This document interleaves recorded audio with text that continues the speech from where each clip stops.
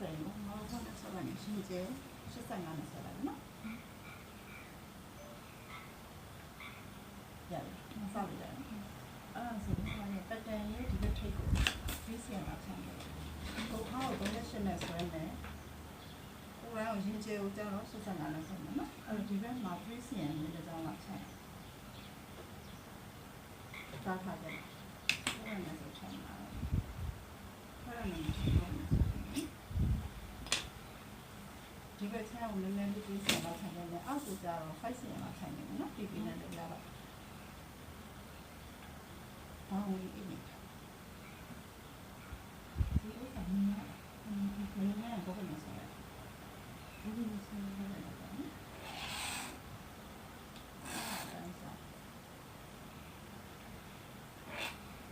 ့ဒီအောက်ဆုံးရင်းတော့အခုဒီနေ့ကနေတည်နေရင်းကျ85ဆိုရင်ဒီအောက်ဆုံးကရင်းနေတယ်ဒီပိုင်း2တက်5နဲ့ဆိုရင်နော်ဒီဥစ္စာ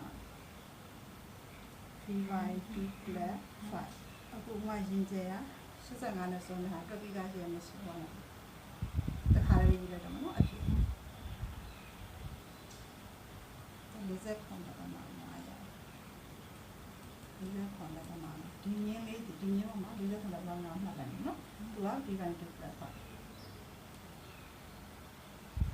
40ခွန်တော့မှာခုဒီညင်းလေးကြောင်းရတယ်ဆိုသူ့ရဲ့မြင်တဲ့ဒီဘက်ကိုဒီဟာဒီခုတ်ခါရှင်းမှတ်ဖို့ပေါ့နော်ခုတ်ခါတိုင်းမှာလားဒီဟာကိုခုတ်ခါ38နဲ့ဆိုရင်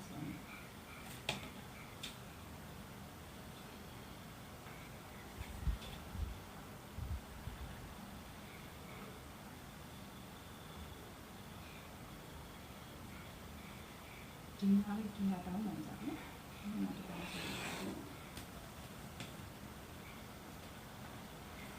ခါတောင်းလို့ဆက်တယ်ဒီဟာတောင်းမှန်နားလားပြန်စစ်လို့ရတယ်အခုဒီမှာဒီပေးရန်ထိနေတယ်တိုက်လို့ရတယ်နော်ဆက်စားခြင်းထားမယ်အခုဒီထိနေဒီထိနေတာဆို90ဒီပေးလို့ရတယ်အဲ့လိုမဟုတ်လို့ဒီရင်းဆွဲတဲ့အခါကျတော့ဒီဘက်ကနေဒီပေးရမှာပါတဲ့ရင်းနဲ့အောက်ကနေနဲ့တိုက်ပြီးတော့ဒီဟာဆွဲလို့ရတယ်ဟုတ်ကျန်တဲ့ဒီဘက်ထိနေဒီဘက်ထိမှာသူ့ရဲ့မြင်တဲ့ချင်းကဒီဘက်မှာဆိုလို့ရှိရင်လည်းဒါနဲ့မြင်တဲ့ချင်းကသူနဲ့အရှိတူပဲဟာကိုခါအရှိတူ38ပေါ့နော်ဒီမှာ38စီအောင်ဆွဲနေဒီဘက်ထိတ်ကကြတော့လေဒီအောက်နဲ့အညီဆိုဒီဘက်ခွန်တက်မှာလားအဲ့ဒါကိုအရှင်ပေါင်းပေးလိုက်မှာနော်တခါမှဆွဲနေဒီနေ့ကြိုင်မှာကြောက်လို့အဲ့လေးကြားမှာနံပါတ်3မှတ်လိုက်မယ်ဒီနေ့ဒီ38နော်ဒါနဲ့38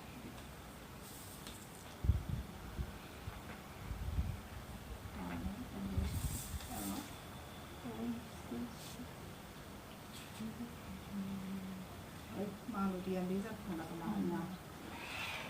ဒီဟာက38ဒီအခုဒီမှတ်လိုက်တဲ့ဟာ38တောင်းလိုက်ဒီမှာနော်စောစောမှပြော38ဆိုတော့ဒီကနေဒီဟာကို38ပေါင်းနေနေမှာဆိုလို့လေဒီမြင်းဒီဘက်ကိုပွေးသွားတော့မှကျဲထွက်သွားတာလို့ကျင်းလာမှာဆိုတော့အဲ့ဒါဒီအကျဲကိုလိုက်မှတ်လိုက်တာကဒီ38နဲ့အညီပဲဟိုကဒီဟာကျော်လမ်းဖြစ်နေတာဒီဟာ38နဲ့မှတ်ထားတယ်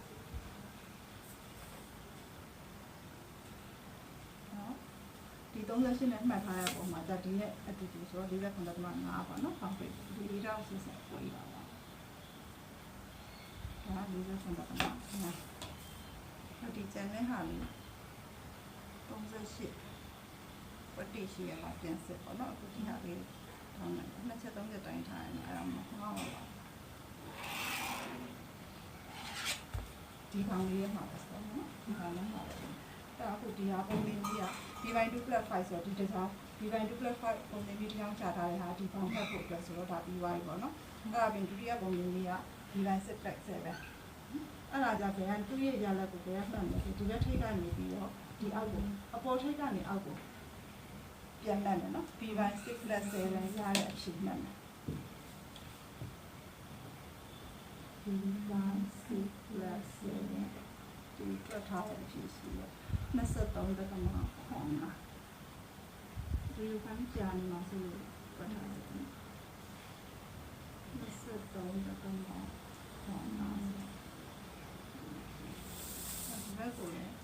23တက္ကမခွန်လာ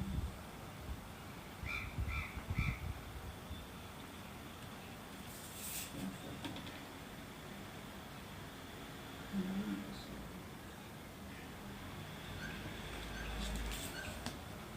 ဒီနှစ်ခုဒီဘက်မှနဲ့ဒီဘက်မှနဲ့ဆက်လိုက်ဆက်ရင်လည်းကိုမှတ်ခဲ့အမှန်ကိုညီရလာတစ်ချက်ပြန်စစ်ချင်တယ်ဒီပြည်ရန်ကွက်တွေနဲ့ကိုခတ်ထားတဲ့ဘာအနေနဲ့ရှိတော့ဒီဟာလေးကိုငင်းကြမ်းကြလာပေါ့နော်ပြည်ရန်မှာဘာနေအကွက်လေးနဲ့ပေါင်းခတ်ထားတာလေးပြန်တစ်ချက်ကြလာစစ်ပြီးโอเคပြီဆိုလို့ရှိရင်ဟိုဘက်မှနဲ့ဒီဘက်မှနဲ့ဆက်လိုက်အဲ့ဒါဆိုရင်ဒီဘက်6 + 7ရဲ့ဒီဟာလေးကိုဆက်နိုင်မှာဖြစ်နေတယ်ဆက်ပုံတော့အဲ့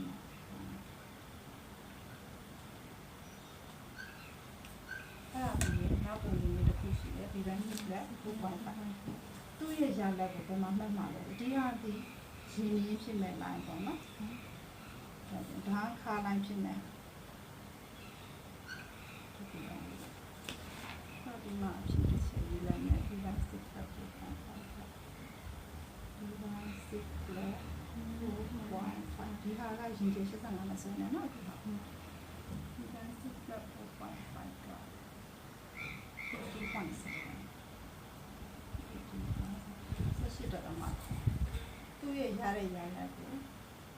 ဒီနည်းမှာမှလည်းနော်ဒီနည်းမှာဆက်တော့မှာနှစ်ချက်မှဒီမှာမှတ်ပြန်အပေါ်မှာလည်းဆက်တော့မှာပုံကိုပေါင်းဝေးကိုပြောင်းပြီးဆက်တော့မှာမှတ်ရလို့ဆိုဒီဟာကိုပိတ်တာအပေါ်မှာလည်းဆက်လိုက်ဒီစီလုံးနဲ့အတန်းနေနေတော့လည်းဒီဆောင်လာဒါပြီးနောက်တစ်ခုကဒီဘက်ကနေဒီမြင်းပေါ်မှာပဲနောက်ပုံလေးက B by 6 + 4.5 ပြီးလို့ရှိရင်ညီမတို့ပြီးထားတဲ့ပုံလေးတွေမှာ B by 6 + 3 ဆိုတဲ့တစ်ခုရှိတယ်ပေါ့နော်အဲ့အဖြေလဲတွက်ထားပြီးပါရှိတယ်7.2ဆက်ခွန်တဲ့တမန်ဒီရရလက်ကလည်းဒီပေါ့ဒါကြတော့ဒီကညာဘက်ထိပ်ကနေစမယ်နော်ညာဘက်ထိပ်ကနေဘယ်လိုစလာကြလဲဆက်ခွန်တဲ့တမန်နဲ့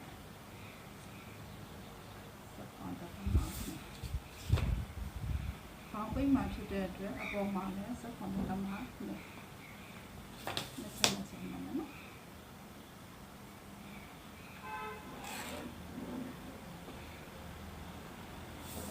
အခုဒီအောက်အကွက်မှာလည်းဒီအောက်ကွက်ကိုတော့ဝက်ခံဒီစက်ခွန်တမနာဒီစက်ခွန်တမနာရဲ့တော့ဝက်က23တမ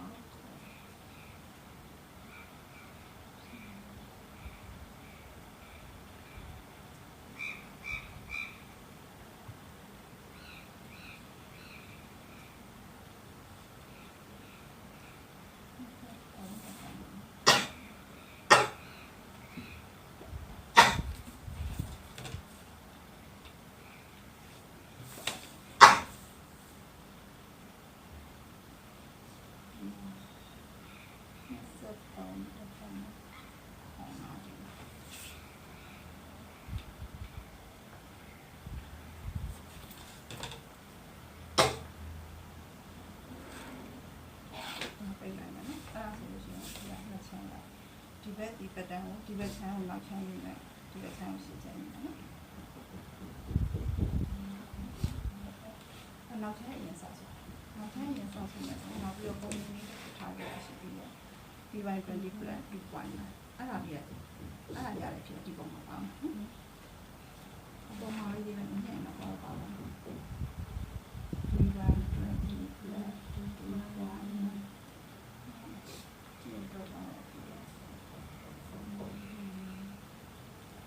4.25 4.3 လောက်ယူရ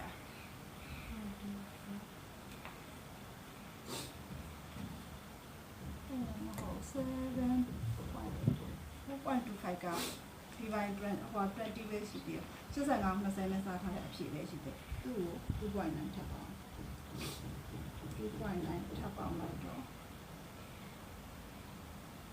ခွန်တက်မှာတင်7.15 5ဆိုတော့2ယူလိုက်လို့ရတယ်နည်းစက်ဒီတက်မှာနောက်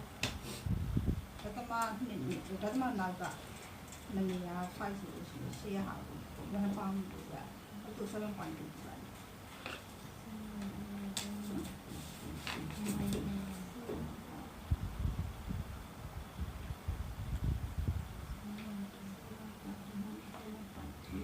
အဲ့ဒါ3နဲ့စားထားတော့1.3 1.3 so 2.4 3.8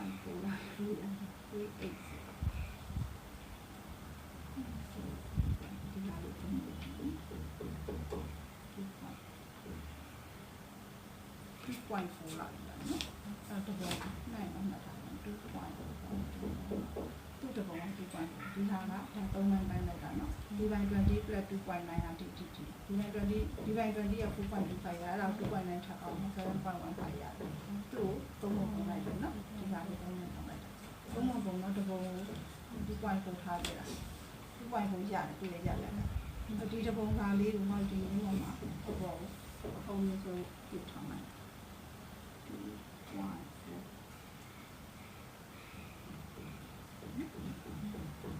ထားအောင်လို့ထားမယ်အားလုံးထားအောင်နောက်ပြပါ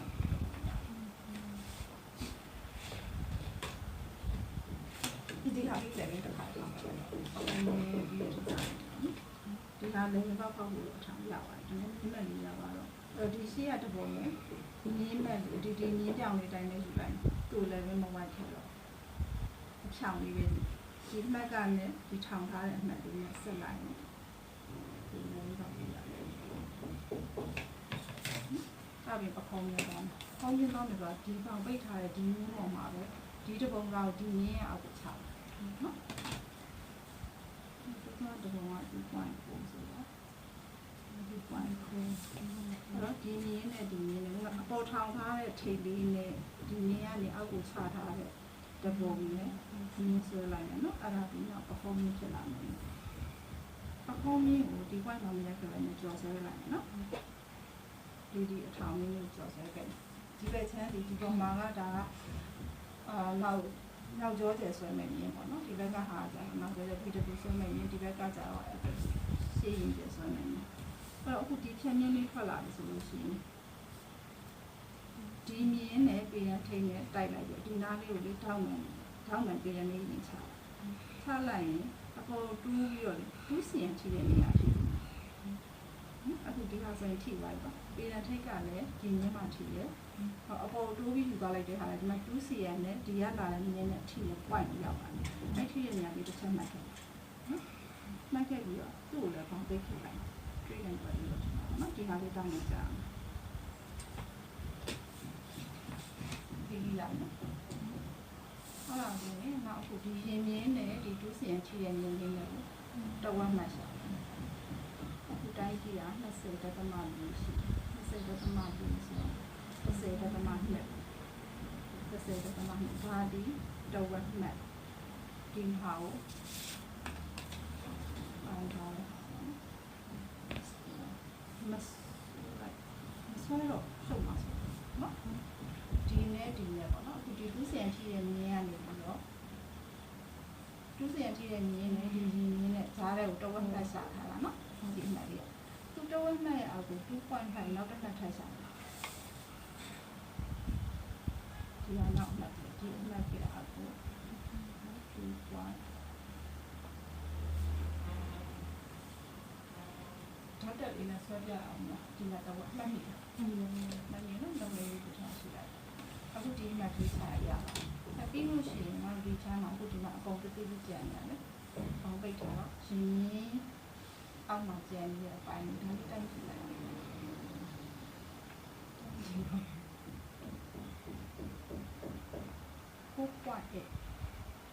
4.8ကိုတော့ဝဝ2.4ပေါ့နော်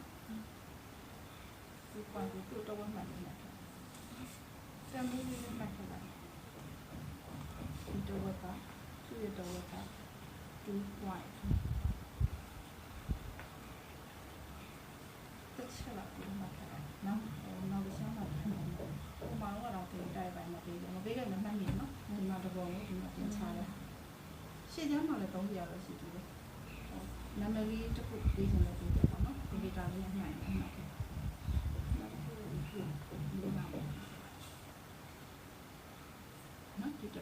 ဒီတပုံက2.2ရှိတယ်ဒါလည်း2.4ရှိတယ်အဲ့တော့အခုဒါဂျိုင်းဒီကနေဒီဂျိုင်းဝိုင်းဖို့အတွက်ကိုဒီတောင်းဆောင်လေးအခုတောင်းမှန်ဖြစ်နေတောင်းလေး45ဒီကိုတော့ဝက်ချင် ဘယ်ပြည်ရနဲ့ဆိုတဲ့အားလုံးကဒီစာဝိုင်းကနေပါပြီလားနော်ဒီမှာဆိုလို့ရှိရင်ဒီမှာစာဝိုင်းရမ်းပါတယ်ဒီဟာလေးက60ဒီပုံရင်းထောင်ထားတဲ့ဟာလေးရှိတယ်ဟုတ်ဒီမြင်ရမှာလေဒီမှာဒီတောင်လေးရှိဒီတောင်လေးနဲ့ဒီတောင်လေးနဲ့ဆက်လိုက်ရတယ်အဲ့ဒါဆိုအခုဒီဟာဆို45ဒီပြင်နေရတယ်ဒီတော့45ပိုင်းနော်နောက်တော့45လေးအဲ့ဒီညီမမှာဒီမဲ့တော့စပြခဲ့တဲ့အမှတ်လေး2.4ရတယ်2.4ရေမှာပြောပြီး2.5ပါနှစ်ခါမပေါင်းရင်လည်း2.4တစ်ခါရမှာပေါင်းပြီးကြားလက်တစ်ခါပြန်နောက်တော့သူ့ကိုလေ0.5လောက်ထပ်ပြီးတော့ပေါင်းဒါပေမဲ့ဒီအမှတ်ကလေ frame မှာပြည်ရနေလို့တော့ဆိုင်တစ်ခါတလေကြာရင်ဒီလောက်ဒီမဟုတ်ဒီ2.4 နဲ့ 0.5 ကြားပဲလေဇိုင်းဝိုင်းလို့ပြည်ရနဲ့အလိုက်တဲ့အဲ့လိုထိသွားလိုက်ရတယ်ဘာလို့ဆိုတော့ဒါဒီ frame ပဲဖြစ်တဲ့အတွက်ကိုယ်တိုင်းအတိအကျမဟုတ်သေးဘူးကိုယ်တိုင်းဆွဲဖို့ frame ပဲဖြစ်နေတဲ့အတွက်ရတယ်အဲဇိုင်းဝိုင်းနဲ့ဒီနံပါတ်ထိလိုက်ရတယ်နော်ဒီရလေဒီမြင်းပြောင်လေးကသူ့ဘာသာသူအဖြောင်လေးပဲကျန်နေမှာတော့ရအပေါ်ဆုံးဒီဘက်ထိကအမှန်ရယ်ဒါရယ်အမှန်တော့4 point အကုန်ထိရမှာပေါ့နော်ဒီ4 point ကို5 point ပါဒါရယ်ဒီဟာမှာပြည်ရန်အဝိုက်တွေရတစ်ခါပြီးအစင်မတူခဲ့လို့ရှိရင်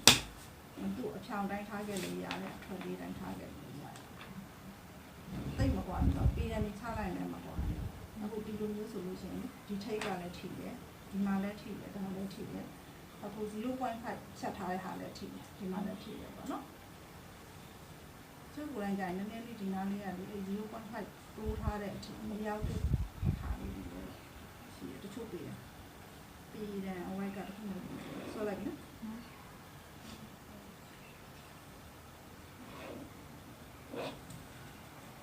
ဒီဟာတော့တစ်ချက်တည်းအကုန်ထိရမှာမထိတစ်ချက်တည်းနဲ့တစ်ခါလည်းမထိလို့ရှိရင်ပြည်တယ်ရွှေ့လို့ဝိုင်းလို့ရနော်နှစ်ခါတော့လာချောင်းဒါတော့ပြန်ပြီးပါထားလို့ဆိုကြည့်ဒီအဝိုင်းဆိုလို့ရှိရင်ဒီပြန်ကိုတမ်းမထိနော်ဒါတမ်းမထိလို့ရှိရင်ဒီဟာဆို3မှတ်လောက်4မှတ်လောက်ထိဒီမှတ်ထိဒီမှတ်ထိဒီမှတ်ထိကြက်ထိတဲ့အမှတ်ထိပဲအရင်ဆွဲခဲ့လိုက်ထပ်ခါပါရဖြစ်အပြီးလို့ရှိရင်ဝိတ်ဒီပြန်နဲ့ပဲနည်းနည်းလေးပြောင်းပြီးတော့ပေါ့နော်အခုဒီအမှတ်ရယ်ဒါရယ်3 point ထိနေတယ်ပြန်လိုက်ရတယ်ဆက်လာမရှိဘူးဒီနေ့တစ်ဆက်ထဲနဲ့ကြည့်ရတယ်ဆိုတော့အခုနောက်ချမ်း frame လေးပုံစံတော့ပေါ်သွားပြီပေါ့နော်ဒီဟာဒါရှင်းနေနေတော့လည်းလုံးလုံးစဲအညီပိုင်းပြီးတော့ဒီဥစားပြီးပိုင်း2+5ကိုတဝက်ထားရပဲရှိသေးတယ်နောက်ချမ်းကိုကျင်းပြီးတော့ယူမယ်ဒီတဝက်ရဲ့အမှန်လေးဘယ်ဘက်ကိုပေါ့နော်ဘယ်ဘက်ကို2 cm လောက်ရွှေ့လိုက်2 cm ရွှေ့လိုက်ပြီးတော့ဒီဂျိုင်းတော့အခုဂျိုင်းပေါက်ဖောက်ထားတဲ့ဒီဂျိုင်းနဲ့2 cm ရွှေ့ထားတဲ့အမှန်ဒီဘက်ကိုက2 cm ရွှေ့ထားဒါလေးကိုဆက်လိုက်ဂျိုင်းဆုံးနဲ့ဆက်ပါနော်ဒီဟာလေးဆက်လိုက်ဒါဆိုလို့ရှိရင်နောက်ချမ်းလေးကိုပေါ်တော့ပေါ့ဖတ်နောက်ချမ်းလေးရရှေ့ချမ်းပါဒီ